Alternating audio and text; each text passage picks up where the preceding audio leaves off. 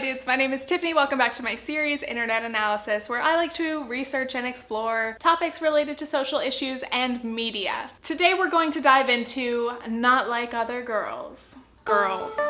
All they care about is makeup and fashion. They spend way too much time getting ready, doing their hair or painting their nails. They suck at sports. They're always giggling and shopping and going to the bathroom with all their friends. They are so much drama.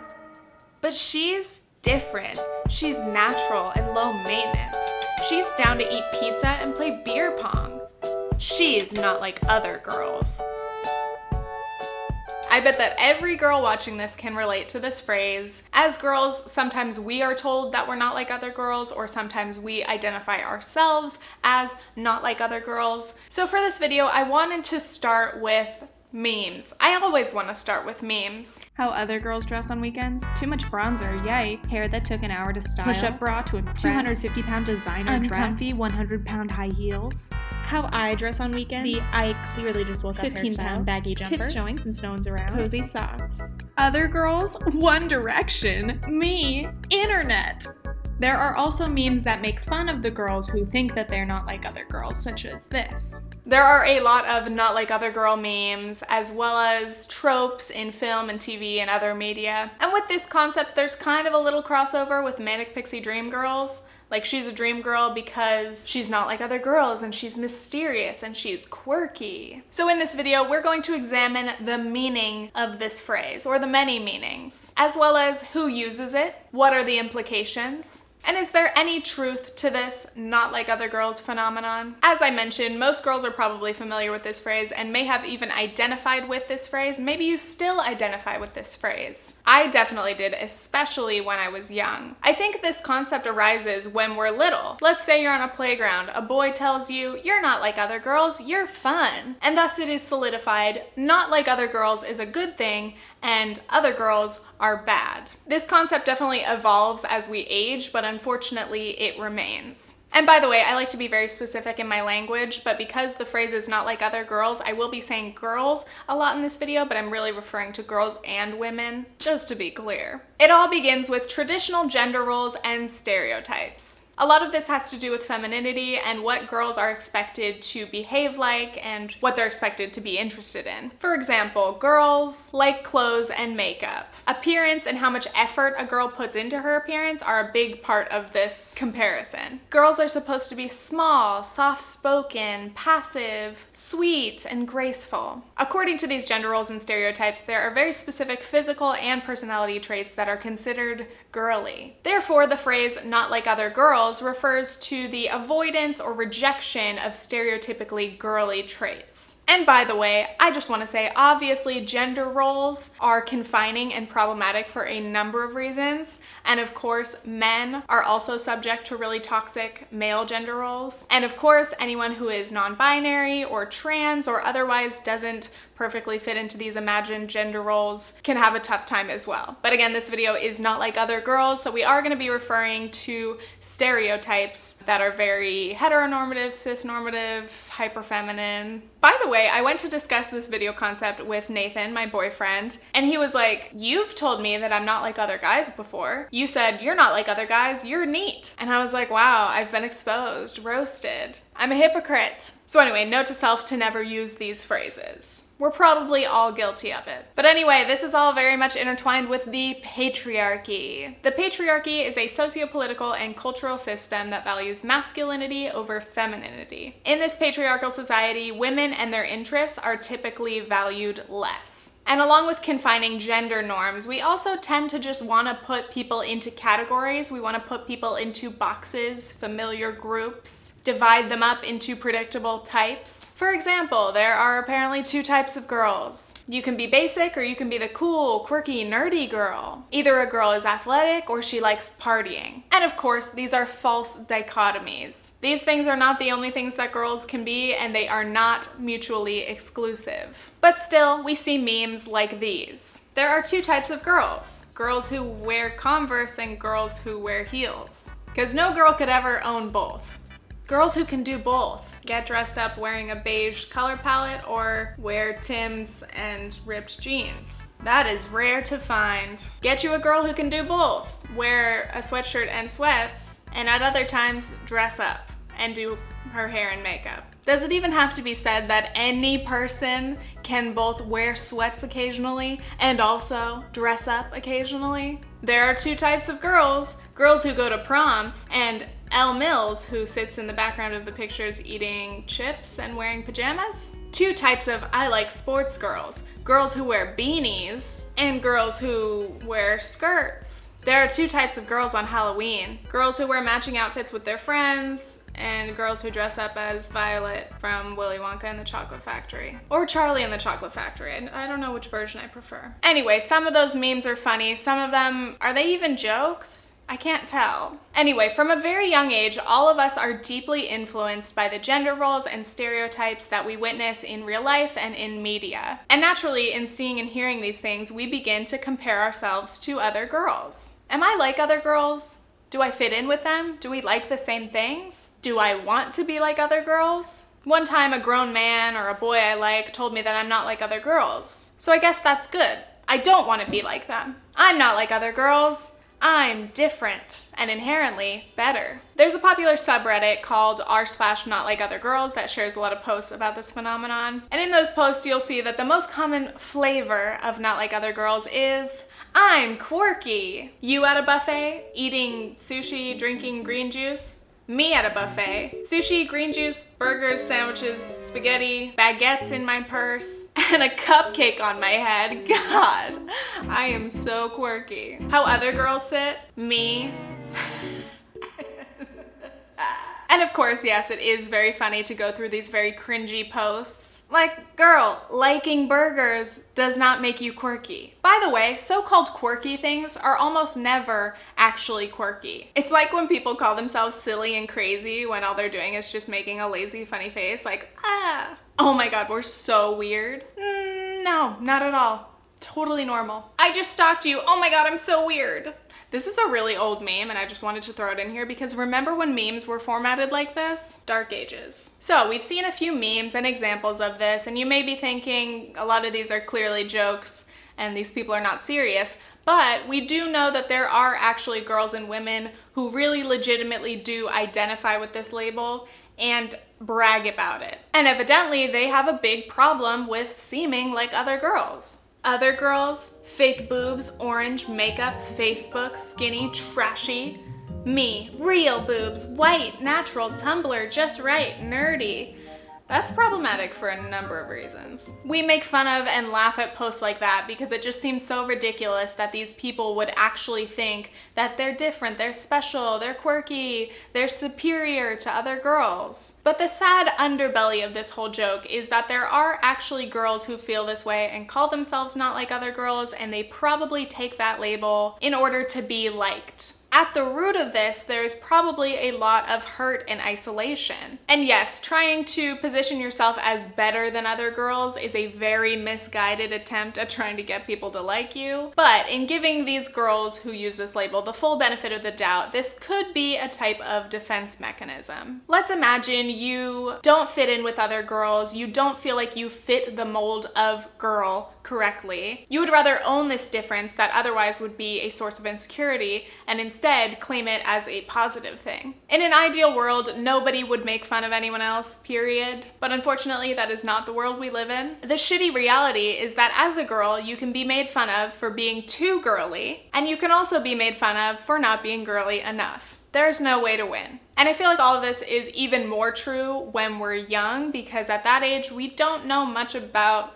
gender roles. We're probably not questioning them or stereotypes. All we know is that there seem to be like two extremes and that we're supposed to fit into one or the other, when in reality, most people fall somewhere in between. So anyway, now let's look at some external and internal factors that may contribute to a girl using this label for herself or being labeled in this way. External factor number one, male approval. Girls and women are taught that male approval is super important. You want a boyfriend or husband, don't you? Which, by the way, is so disgustingly heteronormative. Can we please stop assuming that all kids are straight? Or maybe you're seeking the approval of other men in your life, you know? You don't want to disappoint your father, or you got to make sure that your male boss likes you, so just do whatever to keep him happy.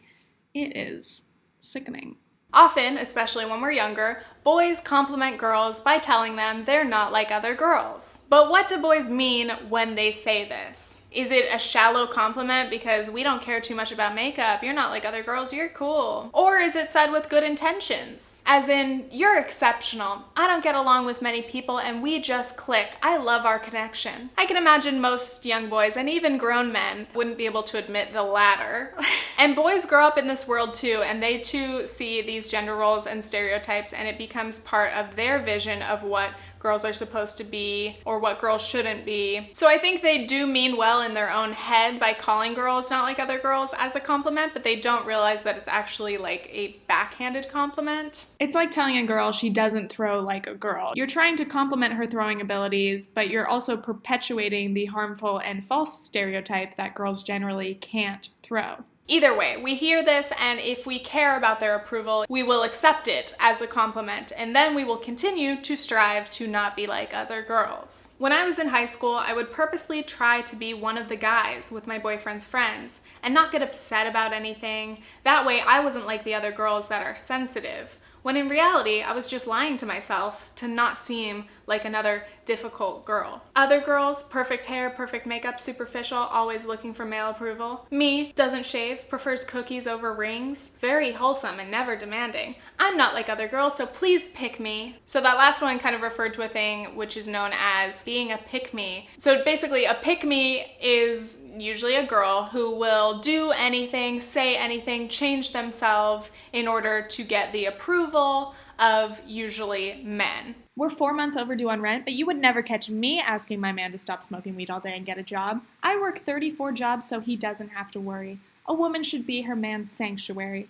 That's why y'all are girlfriends, not wives. I definitely recommend checking out the hashtag #tweetlikeapicme if you want to see more of these examples. Also, here's the cool girl monologue from Gone Girl, which is another really great example of how women sometimes change themselves to be cool and approved by guys. Cool girl. Men always use that, don't they, as their defining compliment. She's a cool girl. Cool girl is hot. Cool girl is game. Cool girl is fun. Cool girl never gets angry at her man. I drank canned beer watching Adam Sandler movies. I ate cold pizza and remained a size 2. The next type of not like other girls are the all my friends are boys, I'm one of the boys type of girls. That last one was Madame Curie. You know what, she was kind of an honorary man. She had a penis made of science. If a man calls you one of the boys or an honorary man, again, it's supposed to be a compliment. Okay, you can't compliment me unless you take my female identity away. I don't get along with other girls. Girls are too much drama. I'm so not like other girls that I could never even be friends with a girl. It's like, what would we even talk about? The perils of capitalism? Pfft.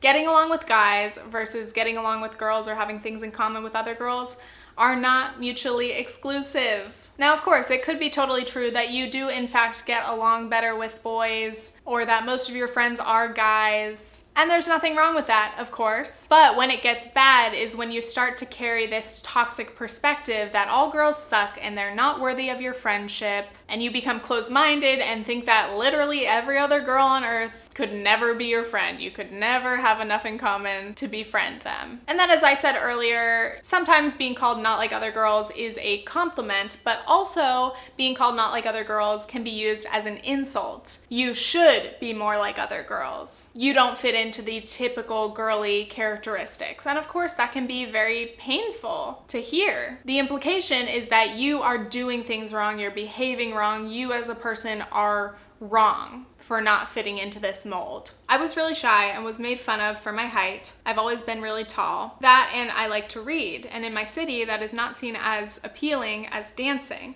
And kids were always like, oh, you're not normal. Moving on, what about internal factors? Finally, we get to internalized misogyny. You didn't think I was gonna forget that, right? You guys have probably been yelling this entire time. Why do girls call themselves not like other girls? I don't know. Internalized misogyny! Yes. We are taught in various ways, directly and indirectly, to dislike women and what they enjoy. We're also taught that men and their interests are superior and more valid. We've witnessed so much hatred of women and stereotypically girly traits that we absorb those negative sentiments and they become part of us and our opinions and our thought processes, and sometimes we're not even completely aware of it. What girls like is lame, unworthy. It's shallow to be interested in fashion and makeup. Those girls are basic, boring, generic, predictable. So now I want to tell a little story because I definitely had internalized misogyny. Growing up, I was never a super girly, hyper feminine girl.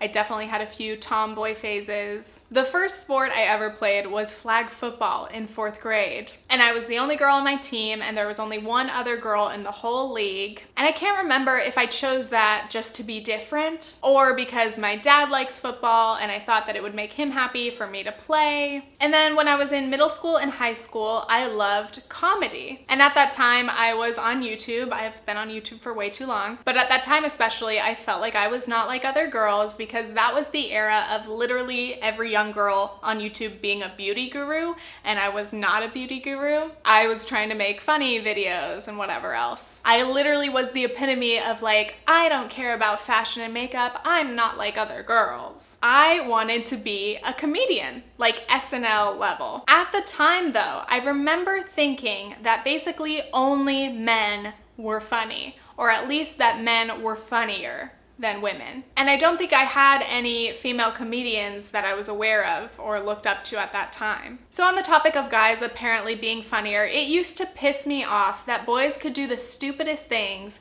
and get huge laughs. I'm sure all of us have seen a 13-year-old boy put on a wig and act like a girl, and everyone acts like it's groundbreaking, life-changing. Peak humor. A group of boys dancing in the talent show? LOL. I was so frustrated because I knew that me as a girl doing those same things wouldn't get the same laughs. And in that way, I did notice the sexist bullshit, but at that time, I don't think I really understood it fully, and I don't think I had the vocabulary to describe it anyway. So instead of thinking, this is all because of the patriarchy, and female comedians aren't really given enough of a chance because there's too many men in comedy, so it makes it disproportionately seem like they're funnier, but really the representation is just not there. Instead of thinking that, I thought that I would blame women, I guess, for not being funny or inventive enough, or at least I felt limited in my role as a woman because I thought it'd be so much easier if I were just a boy. These boys are doing the least and they're being called class clowns. On that note, especially as young girls, we are very generous in laughing at boys' jokes. Too generous. We hype them up when they didn't deserve it. And inversely, around the same time, boys are so unwilling to admit when girls are funny that they don't give us credit and they don't laugh at our jokes. Continuing on, by 9th grade, I am very ashamed to admit, I wrote and presented a whole ass speech literally entitled, "Why Men Are Better." I know, I'm shocked. Very disappointed with my past self. She was very misled. I don't really remember exactly what my points were, but I do remember mentioning the comedy thing, and I also weirdly talked a lot about facial hair. I don't know. That was the era when mustaches were really popular and they were all over everything for some reason. And I feel like my whole thesis of the speech was like, if I were a guy, I would be funny, and I could have facial hair so I could shave it in different ways, and that would be funny too. Like, what the fuck? I don't know, it was 2010, it was different times. But to wrap up this whole internalized misogyny point, in the beginning of this I said I had internalized misogyny, but to be quite honest, I think that I still have pieces of it within me today. I like to think that I've outgrown it, and I've definitely learned a lot more about like feminism, so I'm not gonna be going around saying speeches about why men are better because they're not. When something has been internalized, it runs really deep and it can take a lot of continuous work to kind of unlearn that and reverse those thought patterns. Like after years of just instinctually putting other girls down or thinking of yourself as better in some way or different or separate, it takes work to stop those thoughts, and you can't just suppress them, you have to acknowledge them and change them. Being more kind and less judgmental to myself and to other women takes work like every single day, and I can admit that, and I consider myself to be socially aware at least. So I'm sure I'm not the only one who still is working on this. But anyway, I think some of the shame about being a woman can come from not having enough badass, amazing female role models. So like I said, with comedy at that time, the only comedians that I really knew of were all men. So I thought, shit, I'm a woman, I'm out of luck. I just wasn't aware of all of the amazing female comedians out there. So once I discovered them, you know, female comedians and writers, I felt so inspired. And that totally changed my mind about everything. But not having that representation or not having those accessible role models can be what makes girls feel like they can't pursue certain things, because the status quo just perpetuates stereotypes and gender roles. Like STEM, for example. It's majority male. I don't know what the current statistics are. I think it's changing, but still. You may be a girl who's interested in STEM, but then you think, there aren't many girls in STEM. I don't want to be the only girl in this, so maybe I won't pursue it. But the thing is, are men inherently better at science, tech, engineering, and math? Fuck no. But they are there, and they're currently owning the space. And that can make girls and women feel like they don't belong there. So I know we're nearing the end of the video, but I've got a couple more reasons and situations why girls use the label not like other girls. The next is self-deprecation. Like, other girls are amazing and cool and well-dressed, and I'm just a dork. I'm not like other girls. Someone also sent me this meme. I'm not like other girls. I'm worse. And that just made me laugh. I want to raise another potential situation. What if you genuinely, honestly feel like you're not like other girls, not in a superior way or not in a quirky way, but literally you just feel like you do not fit in? It's not a good thing. If anything, it's something that you might feel bad about. I'm sure that there are a lot of people who feel this way. While I've never literally identified myself in this way, I feel like I have carried this identity simply just because I've always struggled to make strong friendships with people, especially other women. I've never been that girl who has a bunch of girlfriends. I've always been a lone wolf. So in that situation, it's probably not a label that you would use outwardly in yourself, because again, it's not something that you're necessarily proud of or happy about, but it's just a reflection of your perception of yourself, or maybe your social connections or lack of social connections with other people. Next, I want to touch on the enneagram, because I live for personality tests. Like, nothing is better than being told something about myself or confirming things about myself that are apparently true. On the enneagram, I am a type 4, and I believe I'm a wing 5. Type 4 in brief. Withholding themselves from others due to feeling vulnerable and defective, they can also feel disdainful and exempt from ordinary ways of living. Type 4s on the Enneagram are known as the individualists because they feel different from the rest of the world. And obviously, in the context of this video, whew, what a plot twist. Being a type 4 is a double-edged sword. So on one hand, your strengths are in the fact that you feel unique, you feel different in a good way, but at the same time, you can feel so different that you feel disconnected and isolated from the rest of the world. At the worst, you can feel like literally no one will ever understand the real you. And of course, I think everyone can sometimes feel those things to an extent, but this is like a defining characteristic, something that really shapes you. Anyway, I definitely recommend, if you've never taken the Enneagram test, it's worth it. It's interesting if you like personality tests. But I do find that a lot of those descriptions, especially for type 4 wing 5, those are totally true for me. For example, in 4th grade, I refused to wear gaucho pants. I don't know if you guys remember those, but they were hideous. But I refused to wear them because they were popular and I didn't want to dress like everybody else. That is a prime example. To be honest, I have kind of always naturally disliked things that were too popular, too mainstream, and I know I sound like an asshole for even admitting this. In the years since I've noticed this, I've really tried to be more aware of it and not be an asshole about it and be open to things even when they're mainstream or popular.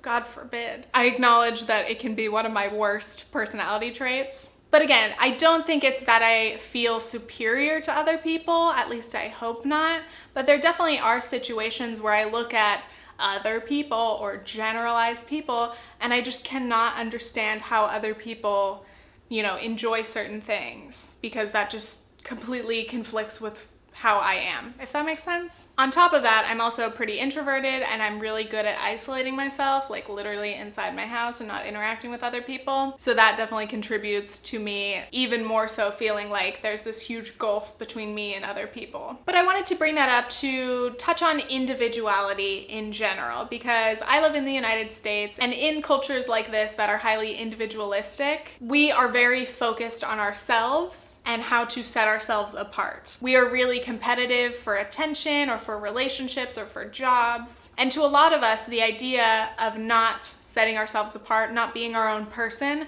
would be really troubling. The ironic thing is that we want to fit in, we want to be accepted, but we also want to stand out. And those are very like contradictory goals. It's doable, but it's tricky. The crazy thing is how many of us don't feel like other people. Like, you may not necessarily say, I'm not like other girls, but you may occasionally think, I'm not like other people. And again, it's just so funny that so many of us, probably most of us, can identify with that. A lot of us feel like we don't fit in. It's like, you know, living in a big city can sometimes make you feel even more alone. Just being around people doesn't necessarily make you feel connected with people. The weird thing is even that isolation still doesn't bond us, even though it's something major that a lot of us have in common. It's like the classic, like, oh, everybody else is out there partying, but that sounds like hell to me. I wish I could just stay home and watch Netflix. It's like, you just described everyone. Like, everybody loves that. I think the overall conclusion of this video is we're actually all like other girls. The stereotypes are stereotypes. Gender roles are bullshit. Like, we don't need to conform to any of that. And even somebody who does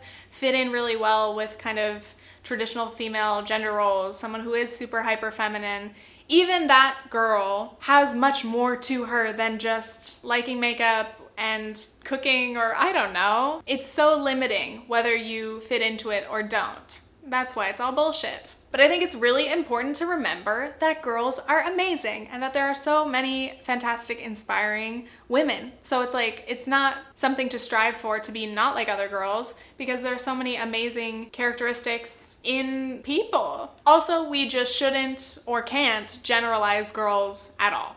Let's just stop that. And also, let's stop generalizing anybody. Let's blow up gender norms. So to end this video, I wanted to show some wholesome memes. Billie Eilish, I'm not like other girls. Other girls, same. That's all of us. I like your makeup. Thanks, I like your hair. Because around these parts, we don't take kindly to pitting women against each other. Me, good music, I like my clothes, I have feelings, want to be respected. Other girls. Good music. She likes her clothes. She has feelings. She wants to be respected. I like sci-fi, and I am like other girls. Other girls, makeup, fake nails, long hair, jewelry, designer bag, tight clothes. Me, I support her because girls are constantly shamed for the things they like, and we shouldn't tear each other down. And this was a remake of that other meme. Fake boobs, orange makeup.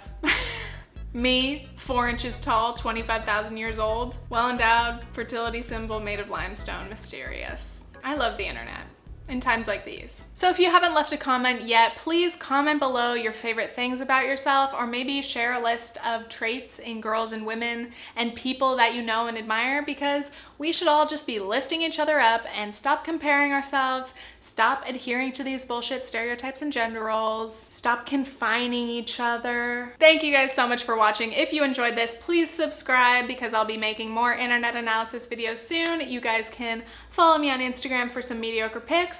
If you want to follow me on Twitter for some political tweets, I am always popping off there. And stay tuned for my next internet analysis video. Okay, thanks, bye!